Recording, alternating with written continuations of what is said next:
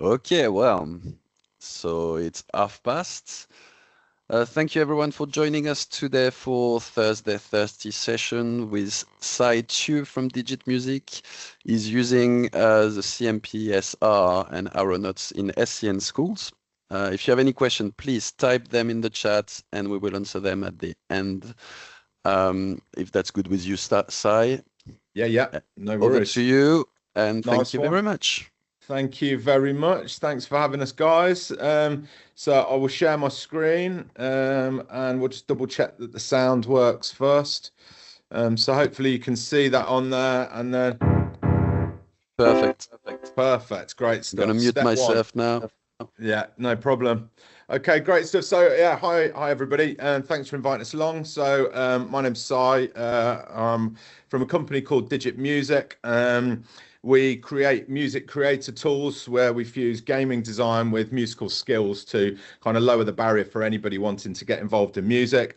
We create education focused products through our kind of learning arm, which is called Digit Learning. And really that's to drive engagement with music education. As it says here, music education changes lives, but only for the students that it reaches. Across all of education, we see that a lot of people are missing out on music. So it's great to be working with you guys. So I know James is on the call, and you guys, you do a lot of great work in music. So through the work that we're doing, we just recognised that there was a need for new routes so that more young people could be included. Both myself and my business partner, we've been involved in a lot of projects over the years, and there's some great tools out there. But bringing our experience, we felt there was a kind of new way to engage. So a little bit about our background. So this is myself and Owen at the top there with the white coats on. And that's actually the first composer off the shelf. Or off the production line. So we've each got over 20 years experience in music, performing for, played Glastonbury, played at the proms and various places. We write music for TV, but we've also been involved in lots of education projects as well, from working in pupil referral units with young people who haven't got on at school, to working in specialist education establishments, relatively similar to Charlton Park. So both of us have kind of done education in some way. We've worked in technology and we've worked in kind of music and live performance.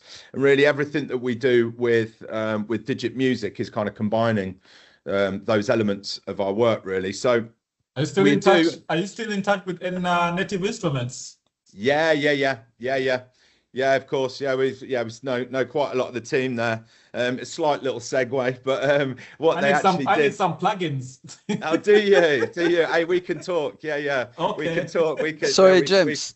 James, just because it's 30 minutes, if you have any question, put them in the chat and then we'll answer them at the end. Okay. I'm being the disciplinarian. Yeah, I like it. My bad. But yeah, James, we can sort you some instruments, no problem. So yeah, we create three things essentially. So this is Composer. And this is our joystick driven instrument. It's disability friendly, it's engaging, and it essentially distills a lot of what you can do with a piano down to an instrument that you can play with one finger. For those among you more astute, you'll recognize that it's quite a lot like a wheelchair joystick, and that was actually where the original design came from, working with wheelchair users, recognizing how good they were at navigating and exploring the world with their joysticks. So we wanted to redesign that so they could use it to explore music. We've then got our app here, which is called Composer Swipe. So basically this brings a lot of the functionality of Composer into a touchscreen format. It also works as the companion app for for Composer, so you just connect the two together and you've got kind of all the sound libraries. This one can actually be operated by head movement as well, so it kind of further increases the access options. Then we've got Arrownotes on the right-hand side, which essentially distills traditional music into a format that is very, very easy to understand. We often use the kind of phrase, if you give somebody a traditional piece of music and you give them a piano, the number of people in society that can translate one to the other is relatively minimal. If you give almost anybody in society a joystick and an arrow direction, most people will understand how to decipher that because it's intuitive and kind of ready to go. So I believe the next slide is a little video. Yeah.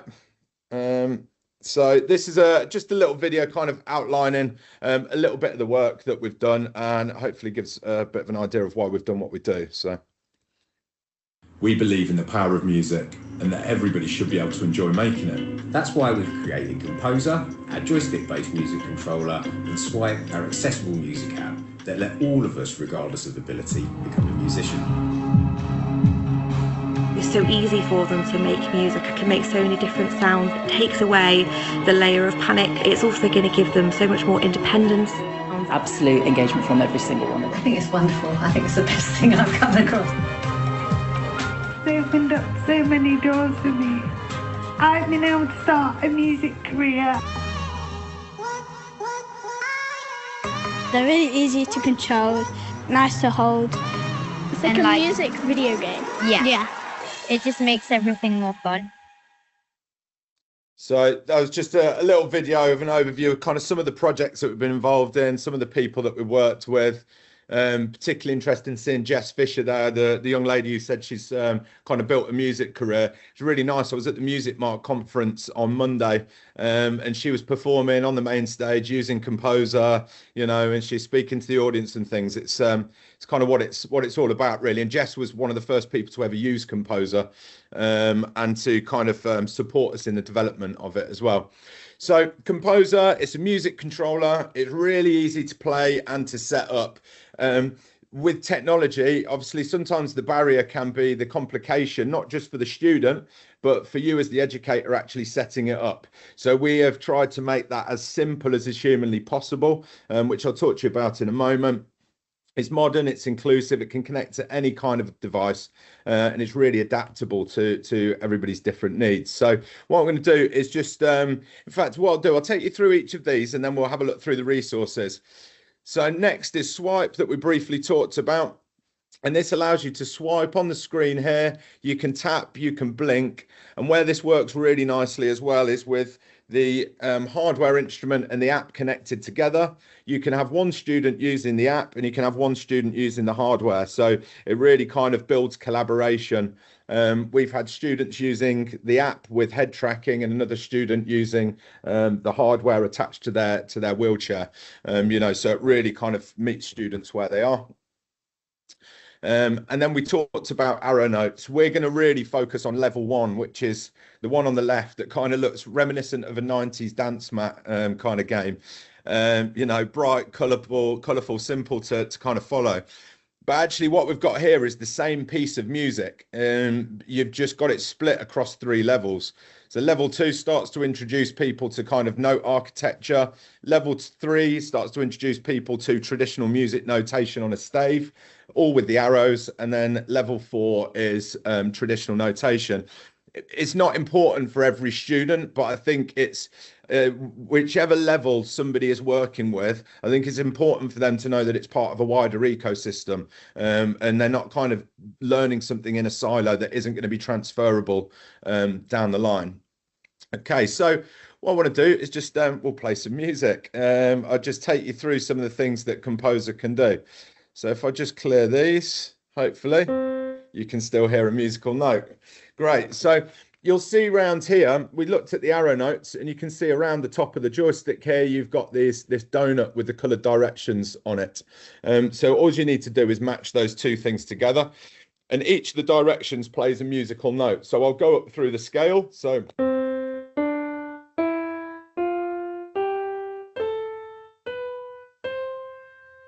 very badly played there, but you get the idea. So each of the notes will play, each direction plays a note from the scale. The speed that you move the joystick makes the note louder or quieter. So you can play with a lot of dynamic. Where it gets really interesting is when we turn on this pad here, 4, it means that each movement, instead of playing a single note, it will play chords.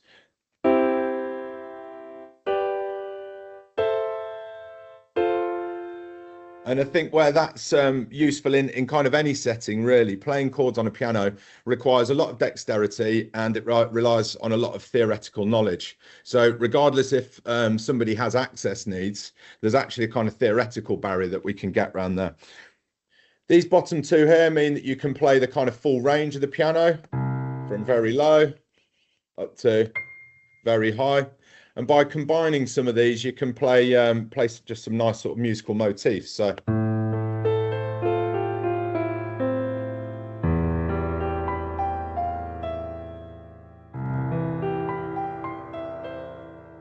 So you can see how much of the piano we've used there, but actually we're just tapping some buttons and moving a joystick on here. So when you get Composer, we've just actually developed these very recently. So you guys will be getting sent these imminently. But we've created these assets here. So this one here is our kind of starter activities. Now, no, I have actually got one here. This unit here, as you can see, doesn't have anything attached to it. But with this one here, we've got a RAM mount, and I believe all the ones that you guys have RAM mounts. Yeah, where that gets, yeah, great. Where that gets really useful is we've talked about the traditional setup, which is me kind of performing with it straight as an instrument, and I've got the full range of the joystick. But that's not actually useful for every single student. So if somebody has reduced mobility or slightly more complex needs, you can attach the RAM mount and you can actually set Composer up on its side, whereas it acts almost like a switch. But it's a switch that you've got a little bit of extra movement on and a little bit of extra expression. And if you've got a few students in the class, the RAM mount means you can set the Composer to whatever angle you want it to be, and attached to a microphone stand. It can be placed wherever is useful for a student. So you can make it somewhere very comfortable for them, or as you can see down here, an occupational therapist may want to kind of support additional movement or see how far somebody's able to stretch, etc. And it can be quite a nice tool to support with that. We start off with very simple step-by-step of how to connect to the app, and then we move into just exploring. It's great to be able to go and play a piece of music that you've created, or a piece of music that you've you know from listening to on the radio, etc. But I think to start off with, it's a joystick. There aren't any notes that are wrong. You can just get in and start to experiment and see what you like. It's not much is going to sound bad on there because all of the notes are going to work. So it just creates a safe environment for students to experiment and to explore. It then takes you through understanding what some of the pads do, and then we can start to have a look at drums. That's what I need. I need to do the starter. Yeah, perfect. We'll send all of this over to you. We've literally just got this one finished, so we'll send this over very shortly. And once you've got it connected to the app as well, you've got a whole array of sounds and things in there that you can play. So we can also attach to GarageBand. So I've got a document for that here, which I'll just quickly show you. It tells you how to connect, and then there's so many things that you can access within GarageBand. But the idea being that we are providing all the supporting materials for you yourselves as the educators to feel comfortable, feel creative, and then that's obviously passed along to the students. It means that the instruments get used as much as possible. So what I want to do quickly is just have a look at some of the Arrownotes. We can go quite complex with these, as we discussed. But just on level 1 even, we can represent almost any type of music. So this is how we look at timing. And then we create some simple melodies here. So I think I'm still on the piano. So I'll just follow the top row of this bottom one down here. So.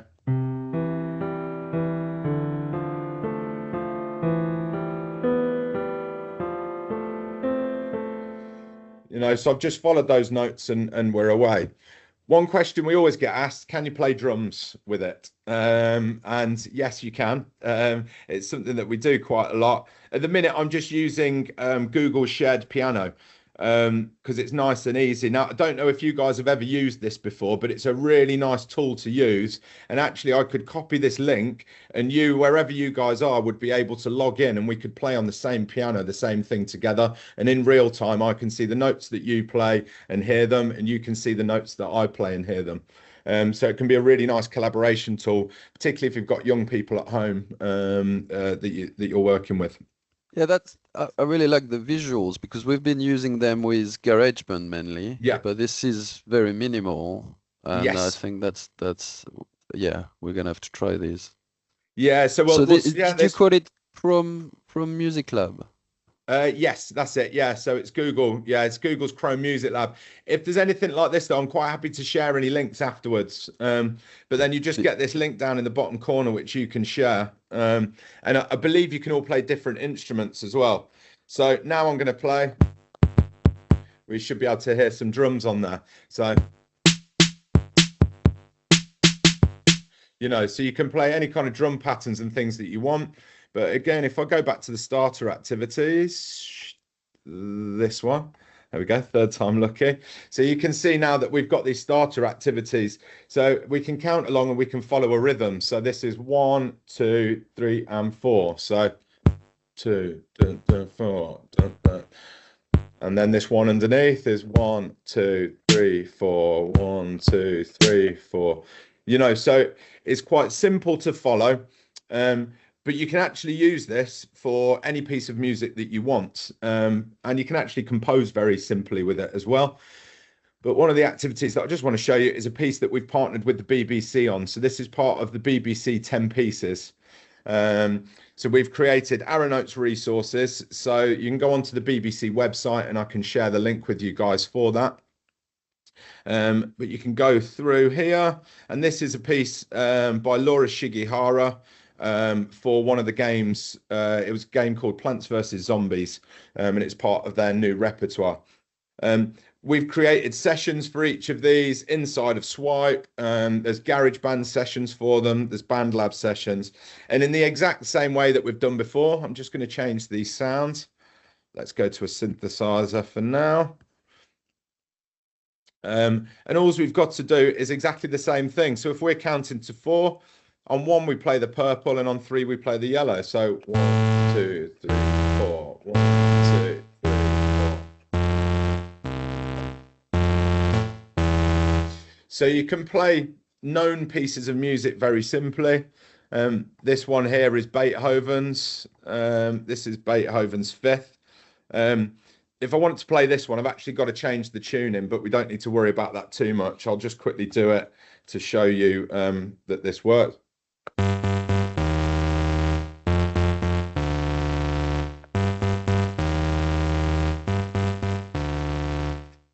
So we can play a good version. Yes. Yeah, that's it. That with a hip hop beat behind it. I can imagine that. Yeah. Yeah. So actually what we've got in the demos here, when you load up one of these, we have a hip hop beat in the background. So when you're ready, you can just hit play and then jam over a hip hop beat. So I think there's kind of a few angles that we kind of like to come in on.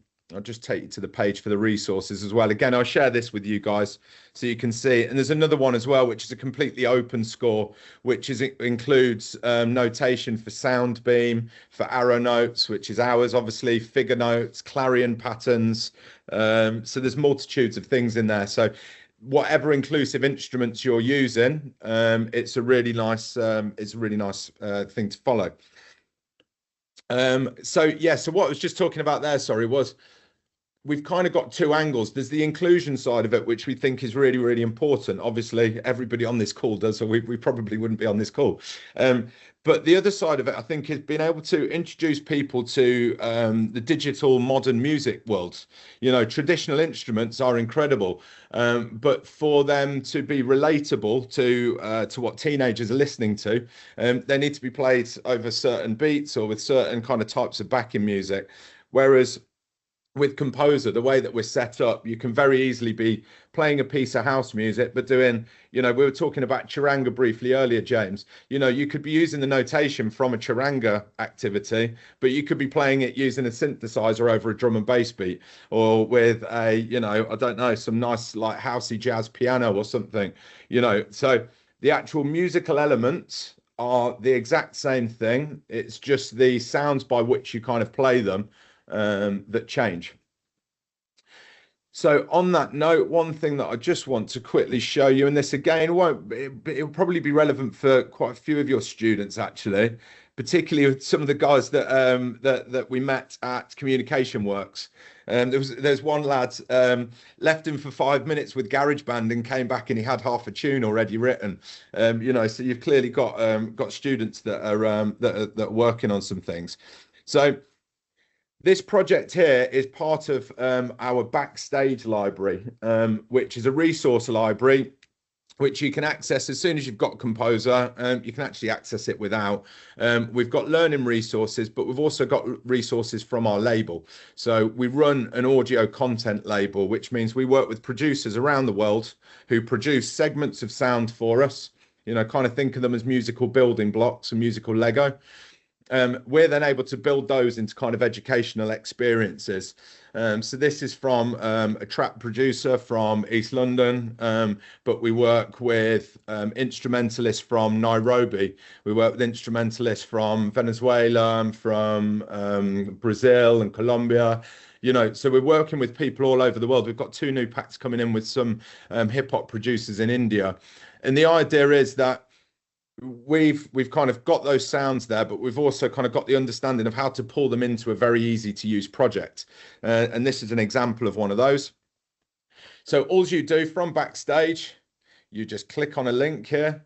And if you're using GarageBand on iOS, you just download it and it opens straight into GarageBand for you. But it's already pre-arranged so that all of the parts are there. All I need to do is, first of all, check that I've got a sound. Yeah, so hopefully we can hear that and nudge it up. Cool. And then I can hit play and we can just have a jam over a beat that's already created. Oh yeah, I have changed the key, haven't I? So one moment, I knew. So to change the key, I will just quickly show you. You hold pad 1 here, and then once you've held that, it will buzz. Which brings up this menu, and I'm going to change it to major. So I've just pressed this pad over here. Now, again, in all the resources we'll send you over, we'll show you how simple that is. Most things you need to worry about are going to be in the correct key, though. So there we go. So now we can just have a little play over here if we want.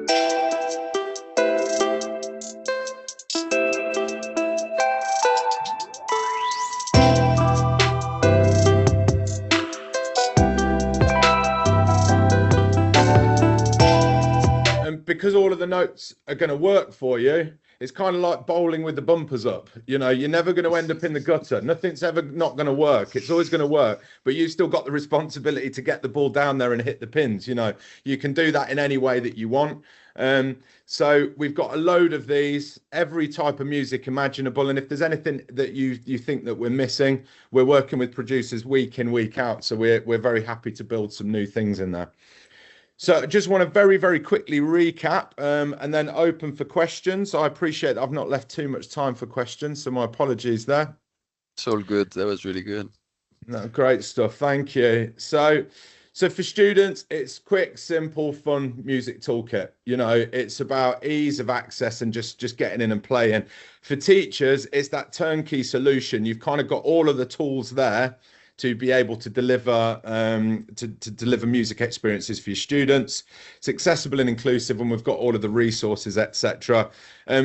Something that I think is important with particularly with sustainability and the environment, we make a piece of plastic. We've made sure that we've worked very hard so that these don't end up in landfill. So if ever one breaks, you can return it to us and we can fix it. They're actually hand built in Derbyshire, just down the road from us here. So again, I think that's it's quite a nice story. And then I'm going to skip past that one. I'll share our contact details later. And I thought I'd put a QR code on there, but I don't think I did put a QR code on. So I'll share it with you afterwards. But it gives you access to Composer Swipe. So it's free for anybody to use. It's on iOS and Android. So even if you don't have Composer, you can just get in. You can have a play and see how you get on. So I hope that was all right. And please fire away if anybody has any questions. Brilliant, Si. So yeah, if you have any question, please just turn your mic on and go ahead or write them in the chat. I know, Nick, you weren't able to use a microphone. I've been using it, Si, as you know, with one of my students and with some students at Charlton Park Academy. So I have like some basic questions that I think people may want to know. And also I know that one of my students' music teacher at Lewisham College is going to watch the recording. And the first question I've had is like the cost of the device. And if it's a subscription model, and how does this work? Could you explain that? Yeah, of course. Yeah. So for a single unit, it's £299. That's inclusive of VAT. At the minute, all of the resources, everything that we've discussed is free to access. So there is a kind of an additional level within the app where you can get some extra functionality for using other software that you pay £199 a month for, and there will be a paid subscription coming to Backstage. But all of the resources that I've shared today, all of that is free. And if you're purchasing more than one unit, then there are kind of discounts, and we've got bundles like the ensemble packs that you guys have got. I think it's important for schools because, like, you know, our budgets are stretched, and actually we've realized that it's when you look at the price of musical instruments in general, and considering, like you said, they're made in the UK, it's actually very honest price. I'm not going to push you to raise it up, but it's a good price. I think we've got a question in the chat. I'm going to go see. Perfect. So yes, all of that was in C major. So the way that we've worked this out is it's open tuned. So whatever key that you're in, the up red arrow is always going to be your root, and the down red arrow is always going to be the octave. And then I can send you something on the numbering, but the way that we've done it is so that all of your even numbers are one side and all of your odd numbers are the other side. It means that if somebody's got reduced movement, it's way more musical to go 1 3 5 than it is to go 1 2 3 in a scale. So it's just it kind of supports that.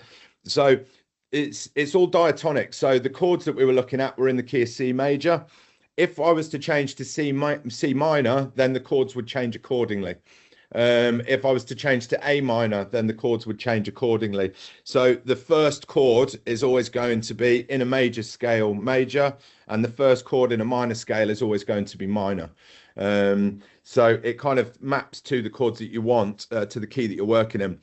We know the world isn't diatonic, so you can actually press both of the octave buttons at the same time and it turns white. And that means the next note input is going to be flattened by a semitone, which means that you can play something that's outside of the scale. So it's just a quick on, it plays the note, and then reverts back to its kind of regular state. So the reason we did that is just because generally you pass through an accidental rather than kind of using it throughout. But that may be something that changes. So hopefully that answers your question, Nick. Nice one. Do we have any more questions? On the CENMAC side, because we've got quite a few of our new advisory teacher and teaching assistant on the call, and people will watch. Just so you know, we've got some devices, and also as a service, we support mainly literacy and numeracy, but we support all subjects. And Catherine, Mary, we're all really keen on actually supporting the creative side of education. So if you feel you've got students who would benefit from it, definitely have a chat with me or Catherine. And Si has been always super supportive, came to Charlton Park Academy to do a little session with James. And are you going to come back to communication work this year? Yes. Yeah, I believe we'll have side communication work. Yeah. So, Si, I don't see any more questions coming, but can I ask you all the links that you mentioned? Because we are going to share this on YouTube, I believe. So we could put all the links into the comments. Into the description. Into the description. Yeah, so brilliant. People can just go straight to it. So if you can put that in an email, and then everybody on the call, you will receive the link. Actually, all the people who registered for coming will receive the link to the YouTube recording, which should be in a couple of weeks. Perfect. Yeah, I'll send all the links over. And I think for any of your team that are using Composer as well, you know, you guys have got my contact details. It's absolutely fine to share them. If anybody's got a question or wants to drop me a WhatsApp or whatever, we know that sometimes you can be in the moment with a student and you need to know something quickly. So we're, you know, whenever we can answer, we will do. So feel free to share that with people as well. Absolutely. Well, thanks everyone for joining. Thank you, Si. See you soon. Awesome. Thank you. Have a nice afternoon, everyone. Oh, thanks for having us. Cheers. Bye.